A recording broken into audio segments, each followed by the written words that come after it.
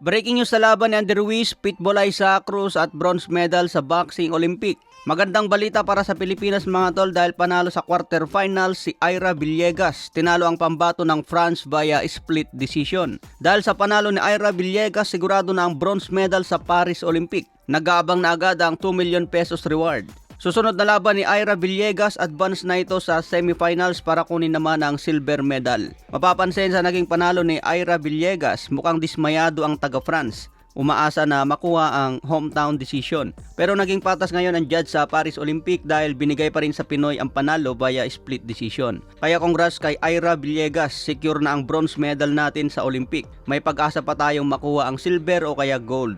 Hindi pa tayo nagkakaroon ng gold medalist sa boxing, pero sa weightlifting nakakuha na tayo sa Tokyo Olympic mula kay Heidelin Diaz. Ngayon mula naman sa Paris Olympic, nasungkit ni Carlos Yulo ang gold sa floor exercise. Sa iba pang balita, bakbakan ni Andy Ruiz versus Jaller Miller. Parehas mabigat ang timbang pero malayong mas kalabaw ang timbang ni Jaller Miller. Nahirapan ngayon si Andy Ruiz mga tol, napagod sa buong 12 rounds. Hindi magawang itumba si Miller dahil mahigit 300 pounds ang timbang nito. Mahirap itumba ang ganyang kabigat. Mabagal at bihira sumuntok si Miller pero naging agresibo ito. Kinamada ang bodega ni Andy Ruiz. Na-injury naman ang kamao ni Andy Ruiz mula sa round 5 kaya hindi na rin bumibitaw ng malalakas na power shot. Kaya pagdating sa hurado, majority decision ang hatol. Sinabi ni Miller dapat siya daw ang panalo pero mabagal ang simula ni Miller. Sa huling round na lang ito humabol at naitabla ang laban. Sinabi ni Andy Ruiz kung hindi na injury ang kamao ko mas maganda sana ang laban. Pero parte ito ng boxing, let's do a rematch. May kartada ngayon si Andy Ruiz na 35 wins, 22 KOs, may 2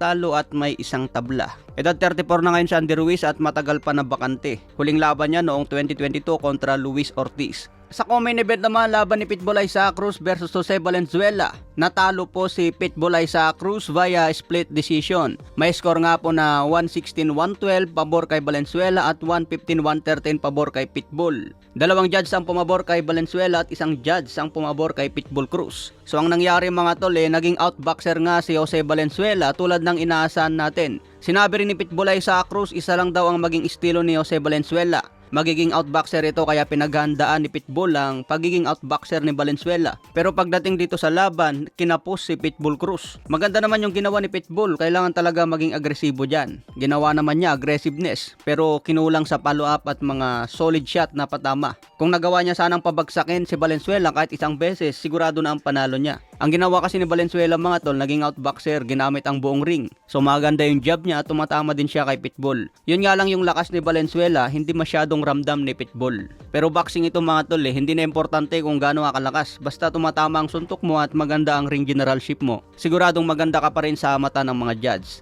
Pero yung patama ni Pitbull Cruz mga tol, makikita po natin solid ang tumatama sa mukha ni Valenzuela. Yun nga lang, hindi niya ito magawang igrogi o itumba man lang. Kaya umabot pang laban nila sa 12 rounds at nakasalalay na lang sa hurado ang panalo. Yun nga mga tol, may bago na tayong WBA Super Lightweight Champion na si Jose Valenzuela.